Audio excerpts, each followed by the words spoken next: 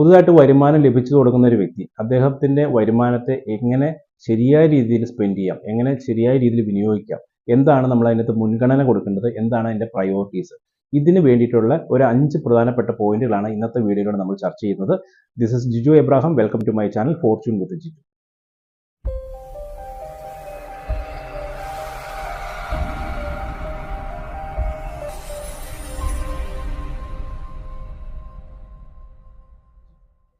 പ്രധാനമായിട്ടും ആദ്യമായിട്ട് നമ്മൾ ചെയ്യേണ്ട കാര്യം എന്ന് വെച്ചാൽ ഒരു എമർജൻസി ഫണ്ട് ക്രിയേറ്റ് ചെയ്യുക എന്നുള്ളത്. എമർജൻസി ഫണ്ട് എന്ന് പറഞ്ഞാൽ നമുക്ക് മിനിമം ഒരു 6 മാസം മുതൽ ഒരു വർഷം വരെ 12 മാസം വരെ ജീവിക്കാനുള്ള ഒരു തുക നമ്മൾ എമർജൻസി ഫണ്ടായിട്ട് ക്രിയേറ്റ് ചെയ്യുക, എമർജൻസി കോർപ്പസ് ആയിട്ട് ക്രിയേറ്റ് ചെയ്യുക. അപ്പോൾ ഏറ്റവും പ്രയോറിറ്റി കൊടുക്കേണ്ട ഒന്നാമത്തെ പോയിന്റ് എന്ന് പറയുന്നത് ഒരു എമർജൻസി ഫണ്ട് ക്രിയേറ്റ് ചെയ്യുക എന്നാണ്.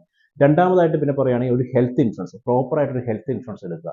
ഈ ഹെൽത്ത് ഇൻഷുറൻസ് എടുക്കേണ്ടതിൻ്റെ ആവശ്യം എന്താണെന്ന് വെച്ചാൽ നമുക്കൊരു അസുഖം വന്നാൽ, ഒരു ആക്സിഡൻറ്റ് സംഭവിച്ചാൽ നമ്മൾ എന്തായാലും നമ്മൾ ചികിത്സിക്കേണ്ടി വരും. അപ്പോൾ ചികിത്സിക്കാനായിട്ട് എങ്ങനെയെങ്കിലും നമ്മൾ പണം കണ്ടെത്തും. അപ്പോൾ നമ്മുടെ കയ്യിൽ പണം ഇല്ലെങ്കിൽ നമ്മുടെ അസറ്റ് വിറ്റിട്ടോ അല്ലെങ്കിൽ ഗോൾഡ് വിറ്റിട്ടോ അല്ലെങ്കിൽ കടം മേടിച്ചിട്ടോ ഒക്കെ നമ്മൾ ആ ചികിത്സ നടത്തും.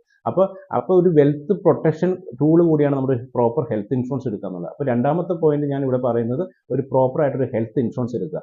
അപ്പോൾ അതോടൊപ്പം തന്നെ ആക്സിഡൻറ്റ് ഇൻഷുറൻസ് കവർ ചെയ്യുന്ന അല്ലെങ്കിൽ ക്രിട്ടിക്കൽ ഇൽനെസ് കവർ ചെയ്യുന്ന ഒരു നല്ലൊരു ഹെൽത്ത് ഇൻഷുറൻസ് എടുക്കുക എന്നുള്ളത് രണ്ടാമത്തെ പോയിന്റ്.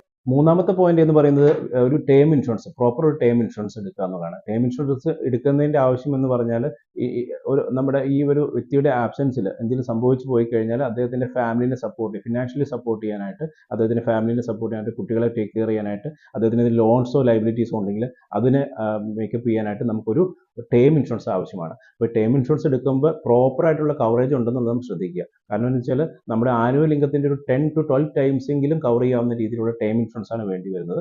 അപ്പോൾ ഒരു ജോലി കിട്ടിക്കഴിഞ്ഞാൽ ആദ്യത്തെ 1-2 പോയിന്റുകൾ കഴിഞ്ഞാൽ മൂന്നാമത് നമ്മൾ ശ്രദ്ധിക്കേണ്ട കാര്യമാണ് കൃത്യമായ രീതിയിലുള്ള ഒരു സഫീഷ്യൻ്റ് ആയിട്ടുള്ള ഒരു ടേം ഇൻഷുറൻസ് എടുക്കുക എന്നുള്ളത്. പിന്നെ അടുത്തത് വരുന്നതാണ് പ്രോപ്പർ ഒരു ഫിനാൻഷ്യൽ ഗോൾ സെറ്റിംഗ്. കാരണം അത് നാലാമത് വരുന്ന ഒരു പോയിന്റാണ് ഫിനാൻഷ്യൽ ഗോൾ സെറ്റിംഗ്. കാരണം ഫ്യൂച്ചറിലോട്ട് വേണ്ടിയിട്ടുള്ള ഒരു ഗോൾ സെറ്റിംഗ്. അപ്പോൾ ഈ ഗോൾ സെറ്റിങ്ങിൻ്റെ ഭാഗമായിട്ട് നമ്മൾ ഇൻവെസ്റ്റ്മെൻറ്റ് ചെയ്യണം, സേവിങ്സ് ചെയ്യണം, ഇൻവെസ്റ്റ്മെൻറ്റ് ചെയ്യണം. അപ്പോൾ അങ്ങനെ ഇൻവെസ്റ്റ്മെൻറ്റ് ചെയ്യുമ്പോൾ ശ്രദ്ധിക്കേണ്ട കാര്യം എന്താണെന്ന് വെച്ചാൽ ഒരു ലോങ് ടേം ഇൻവെസ്റ്റ്മെൻറ്റിലോട്ടാണ് നമ്മൾ നോക്കേണ്ടത്. അപ്പോൾ ലോങ് ടേം ഇൻവെസ്റ്റ്മെൻറ്റ് നോക്കുമ്പോൾ ആ ഇൻവെസ്റ്റ്മെൻറ്റ് നമുക്ക് ടാക്സ് എഫിഷ്യൻ്റ് ആയിരിക്കണം. ശ്രദ്ധിക്കേണ്ട കാര്യമാണ് ടാക്സ് എഫിഷ്യൻ്റ് ആയിരിക്കണം. ടാക്സ് ലയബിലിറ്റി കുറയുന്നതായിരിക്കും. നമ്മൾ റിട്ടേൺസ് കിട്ടുന്ന സമയത്ത് നമുക്ക് ടാക്സ് ലയബിലിറ്റി കുറയുന്ന രീതിയിലുള്ളതായിരിക്കണം. അതോടൊപ്പം തന്നെ റിട്ടേൺസ് കൂടുതലുള്ളതും റിസ്കിനെ മിനിമൈസ് ചെയ്യാവുന്ന രീതിയിലുള്ള ടൂൾസ് ആയിരിക്കും നമ്മൾ ഇൻവെസ്റ്റ് ചെയ്യേണ്ടത്.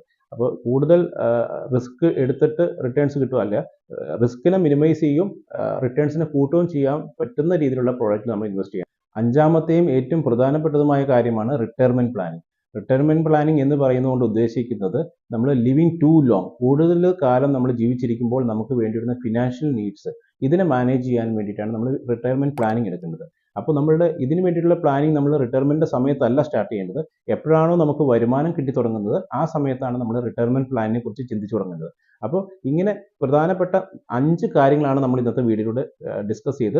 ഒന്നുകൂടി പറയാം. ആദ്യമായിട്ട് നമുക്ക് വേണ്ടത് എമർജൻസി ഫണ്ട് ക്രിയേറ്റ് ചെയ്യുക. രണ്ടാമത് പ്രോപ്പർ ഒരു ഹെൽത്ത് ഇൻഷുറൻസ് ഉണ്ടാവുക. മൂന്നാമതായിട്ട് ഒരു ടേം ഇൻഷുറൻസ് ഉണ്ടാവുക. നാലാമത് നമ്മുടെ മീഡിയം ആൻഡ് ഷോർട്ട് ടൈം നീഡ്സിന് വേണ്ടിയിട്ടുള്ള പ്രോപ്പർ ഫിനാൻഷ്യൽ ഗോൾസ് സെറ്റ് ചെയ്യുക. അഞ്ചാമത് ഏറ്റവും ഇമ്പോർട്ടൻ്റ് ആയിട്ടുള്ളത് നമ്മുടെ റിട്ടയർമെൻറ്റ് പ്ലാനിങ് ആണ്.